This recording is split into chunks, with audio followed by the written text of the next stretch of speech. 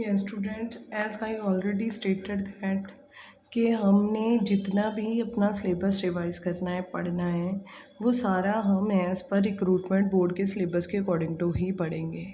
तो देखो यहाँ पे सबसे पहले अकाउंटिंग, इंट्रोडक्शन टू अकाउंटिंग। हम इंट्रोडक्शन टू अकाउंटिंग से ही अपना सिलेबस स्टार्ट करते हैं।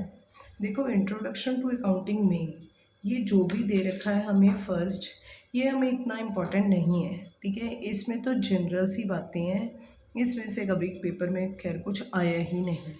जो मेनली हमें पेपर में आने वाली बात है, तो देखो ये जो है एवोल्यूशन, एवोल्यूशन के बारे में भी पेपर में कभी कुछ नहीं आया अभी तक हमारे अकाउंट्स में। पर आपको इतना पता होना चाहिए कि जो लिका पैसोली है, ठीक है ना, लिका LUCA लिका पैसियोली है, ये कौन थे? ये फादर ऑफ बुक कीपिंग है। ये आपको पता होना चाहिए ये कौन है। लुका पैसियोली, ये फादर ऑफ बुक कीपिंग है। और इन्होंने क्या किया था? ये लुका पैसियोली 1445, ये हमें इम्पॉर्टेंट नहीं है, मैं बस वैसे ही आपकी नॉलेज के लिए बता रही हूँ कि 1445 में इनका जन्म हुआ था, ठीक है, और 1517 में इनकी डेथ हो गई थी, ठीक है। हमारे लिए जो इम्पोर्टेंट बात है वो ये है कि Pacioli was a great philosopher of Italy. ये पेपर में आ जाया करता है, ठीक है ना। ज़्यादातर KVS के पेपर में ये बातें पूछी जाती हैं, ठीक है। तो यहाँ पे पैसियोली जो है वो एक ग्रेट फिलोसफर हैं। कहाँ के हैं वो? इटली के हैं। अब तो है नहीं है, खैर चले मर गए हैं वो, है नहीं है। तो Pacioli was a great philosopher, कहाँ के हैं वो? इटली के थे। और पैसियोली मोस्ट इम्पॉर्टेंट, ठीक है ना, ये चीज़ हमें याद रखनी है, ये पेपर में बहुत बार पूछा जाता है अकाउंट्स में खासकर, ठीक है।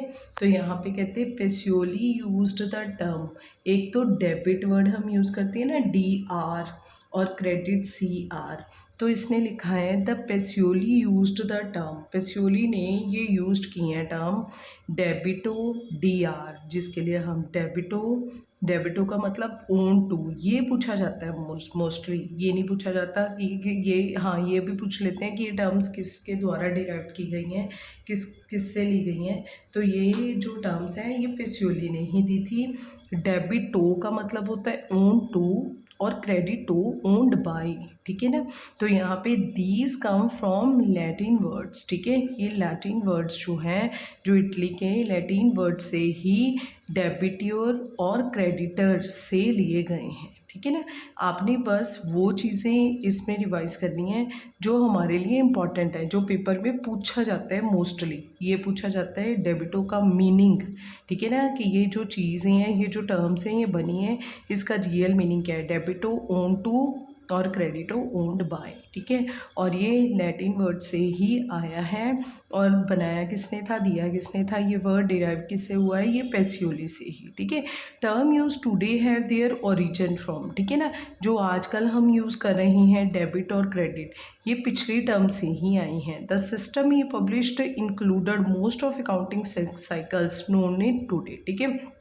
आजकल जो हम नए नए वर्ड्स जो सुन रही हैं, ये पुरानी इन्हीं वर्ड से ही बना गया है, ठीक है। ही डिस्क्राइब्ड द यूज़ ऑफ, देखो 1445, ठीक है ना, इतने 1400 साल मतलब 1500 में ही हमारा अकाउंट्स जो है वो डेवलप हो चुका था, वो बन चुका था, ठीक है। अब धीरे धीरे, ठीक है ना, उसकी क्या हो रही है? डेवलपमेंट हो रही है, और उसमें एडिशंस हो रही हैं। ही डिस्क्राइब्ड, इसने डिस्क्राइब किया the use of journals, ledger, ठीक है ना। Want the person should go sleep at night until the debit equal to the credit, ठीक है।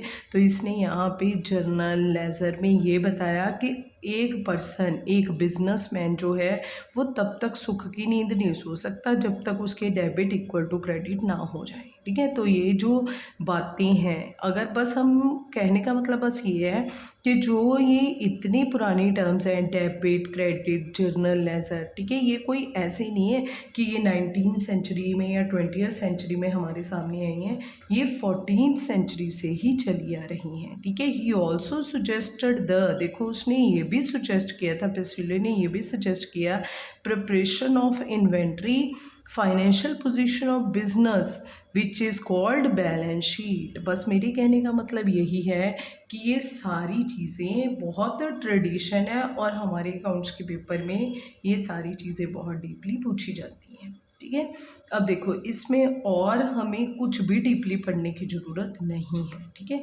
बस जो मैंने मेनली आपको बताया है वो आप पढ़ लेना।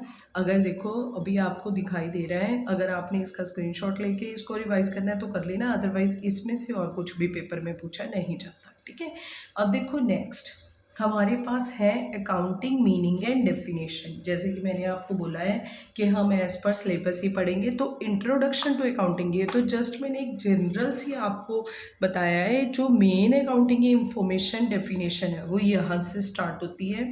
ठीक है, मोस्ट इम्पॉर्टेंट देखो जो चीज़ मैं आपको मोस्ट इम्पॉर्टेंट कह रही हूँ वो हमारे एमसीक्यूज़ हैं। ठीक है, अब देखो यहाँ पे अकाउंटिंग इज़ नॉट स्टैटिक। याद रखना है कि अकाउंटिंग स्टैटिक नहीं है। ठीक है, ये क्या है, डायनेमिक है। ठीक है, डायनेमिक है। डायनेमिक का मतलब क्या होता है कि ये हमेशा चेंज हो जाती है। ठीक है, चेंज होती रहती है as per the requirement of trade. ठीक है, जैसे जैसे आपके व्यापार की रिक्वायरमेंट्स आती जाती हैं उसी के अकॉर्डिंग टू हमारा जो अकाउंट्स है वो क्या होता रहता है, चेंज होता रहता है। अकाउंट स्टैटिक नहीं है। ये अकाउंट्स ये जो हैं ये हमारे बिजनेस उसमें पेपर में ऐसी बातें बहुत ज़्यादा पूछी जाती हैं। ठीक है, बहुत डीपली पेपर आता है।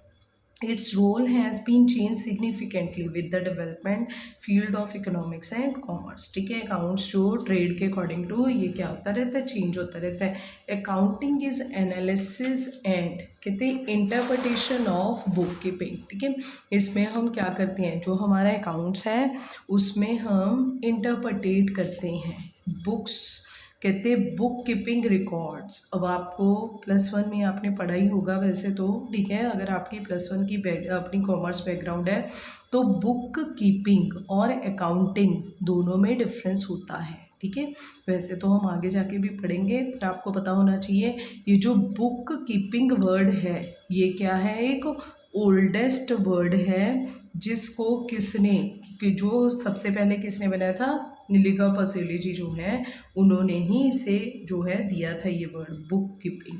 तो बुक कीपिंग का मतलब क्या होता है कि जस्ट किताबों में रिकॉर्ड को रखना, जर्नल बनानी, लेजर बनानी और उसको जो है वो वो रख लेनी, बना के कीप कर लेनी, रख लेनी बुक्स। ठीक है, बस उसको इंटरप्रेटेट नहीं किया जाता था। ठीक है, पर जो बुक कीपिंग के बाद ठीक है एक नया वर्ड आया बुक कीपिंग के बाद, क्या आया था, अकाउंटिंग। तो अकाउंटिंग में हमने क्या करना शुरू कर दिया, जो हमारी जो जर्नल है और जो हमारी लेज़र है, ठीक है, इन दोनों को हमने इंटरप्रेटेट किया। इंटरप्रेटेट का मतलब हमने बैलेंस शीट्स तैयार की। बैलेंस शीट से हमें पता चला हमारी फाइनेंशियल पोजीशन क्या है। हमारी फाइनेंशियल पोजीशन कौन बताता है, हमारी बैलेंस शीट। इसी तरह से हमने अपनी जर्नल लेज़र को इंटरप्रेटेट किया और P&L अकाउंट बनाया। ठीक है, P&L अकाउंट हमारी क्या दिखाता है, हमारी इनकम स्टेटमेंट दिखाता है, हमारी प्रॉफिटेबिलिटी दिखाता है कि हम कितना प्रॉफिट कमा रहे हैं और कितना हमें लॉस हो रहा है, कि क्या हमें इस बिज़नेस को करने का कोई फ़ायदा है या नहीं है। ठीक है, ये सारी बातें हमें कौन बताता है, हमारा अकाउंट्स बताता है। It includes not only the maintenance of accounting records but also preparation of financial and economic information. ठीक है, इसमें अकाउंट्स में हम सिर्फ अकाउंटिंग रिकॉर्ड ही तैयार नहीं करते, जर्नल लेज़र ही नहीं बनाते, बल्कि ये हमारी फाइनेंशियल इकोनॉमिक, ठीक है, कि हमारे पास पैसा है या नहीं है, हमें इन फ्यूचर पैसा किस में लगाना चाहिए, ये सारी बातें हमें इसमें से ही पता चलती हैं। बैक इन 1941 में अगर हम चले जाएं, committee on terminology of American institution of accounts, presently जो American institute of certified public accounts है AICPA, ये आप याद कर लेना, इसकी फुल फॉर्म पेपर में पूछी जाती है। आपको ऑप्शन में 4 ऑप्शंस गिवन होंगी जिसमें इन सभी की फुल फॉर्म्स आया करती है। Give the following definition of accounting, ठीक है। हाँ, कई बार पेपर में 4 ऑप्शंस में ओनली डेफिनेशंस भी आ जाया करती हैं, ठीक है, और पेपर में एक डेफिनेशन तो पक्का आया करती है, ठीक है। तो यहाँ पे जो इम्पॉर्टेंट डेफिनेशन हमारी पीएससीबी बुक में दी हुई हैं, सिर्फ हमने वही डेफिनेशंस याद करनी है, अदरवाइज़ तो बहुत ज़्यादा डेफिनेशंस होती हैं, इतनी डेफिनेशंस याद करने की हमें ज़रूरत नहीं है, ठीक है। बस मैं आपको जो मेन डेफिनेशंस है वो बताऊंगी। देखो, एक तो आपने ये वाली डेफिनेशन तो मस्ट है, याद करनी ही करनी है, ये पेपर में बहुत बार पूछी गई है और ये एज़ पर AICPA के अकॉर्डिंग टू ही पूछी जाती है कि as per AICPA what is the real definition of accounting. तो आपने लिखना है अकाउंटिंग। पेपर में वहाँ पे आपको 4 पॉइंट्स गिवन होंगे, 4 ऑप्शंस गिवन होंगी। 4 ऑप्शंस में से एक ऑप्शन बिल्कुल करेक्ट होगी, बाकी 3 में कुछ ना कुछ गड़बड़ी दी होगी, ठीक है। जैसे कि accounting is a art of recording, classifying, summarizing in a significant manner in terms of money, transactions and events which are a part of least financial character interpreting the result thereon। एक तो correct definition में ये लिखा होगा।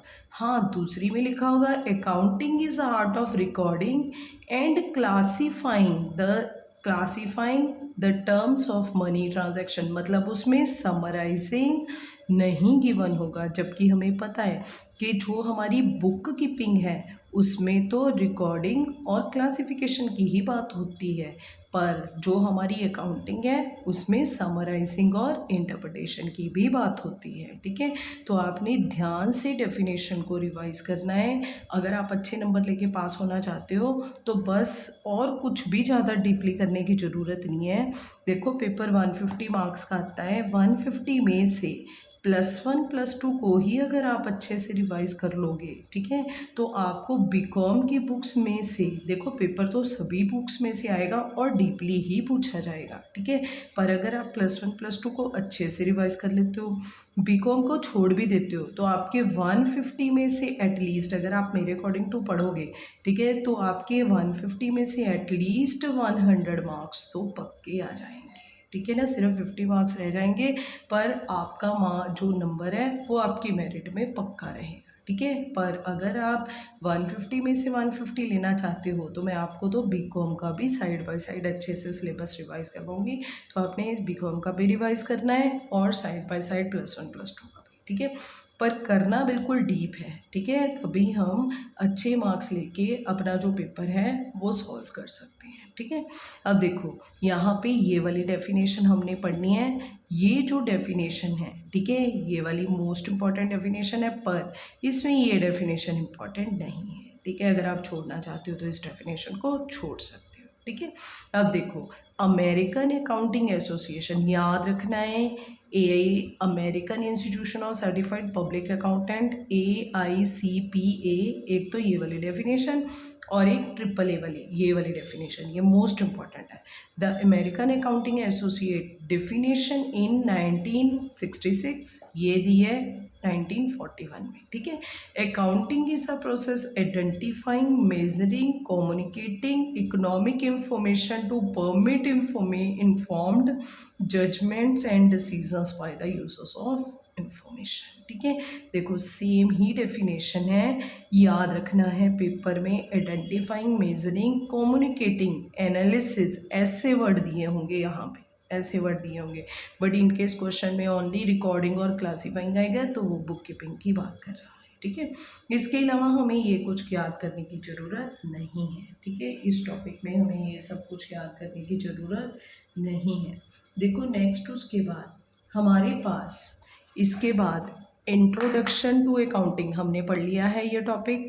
Next एक हमने पढ़ना है ऑब्जेक्टिव्स, अकाउंटिंग के ऑब्जेक्टिव्स, ठीक है। वीडियो ज़्यादा बड़ी ना हो जाए, इसलिए एक वीडियो में मैं सिर्फ आपको एक ही टॉपिक करवाऊँगी। ये जो ऑब्जेक्टिव है ये हम नेक्स्ट वीडियो में करेंगे। Thank you.